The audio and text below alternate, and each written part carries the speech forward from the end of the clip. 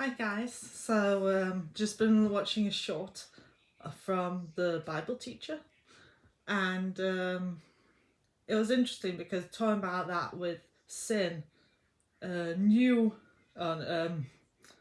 new Christian compared to older or more experienced Christian, and one thing struck me is I've been learning Spanish for some time, and in Spanish, the word sin, sin, means without.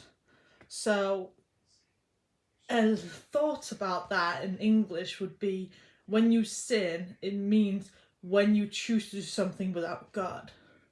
Something without God. The free will of the the negative part of free will is you sin. You go against God. Against God is without God. Sin is without. So without God, sin. If that makes sense. Uh, but I just thought that was interesting that how different languages can put a new perspective on a word. I'm not saying that it's supposed to be like that it was made to sound like that, but it's interesting that the English word sin is in Spanish meaning without.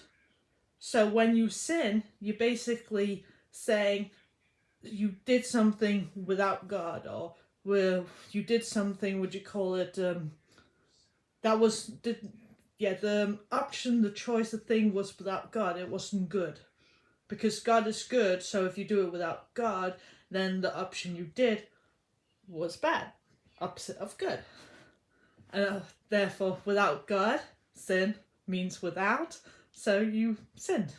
So when you sin, you do something without God. Word sin in Spanish means without.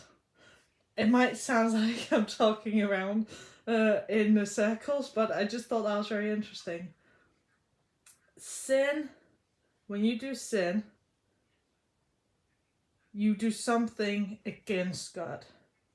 Sin in Spanish means without. So anytime you drink, am I doing something? Well, is it good or bad? Is it something that's good for you or good for someone else? Then you're doing it for God. Then it's not sin. But if you're doing without God, like revenge, anger, temptation, hate, and that's without God. That's without. So that's sin. I thought that was very interesting. So sin equals without God.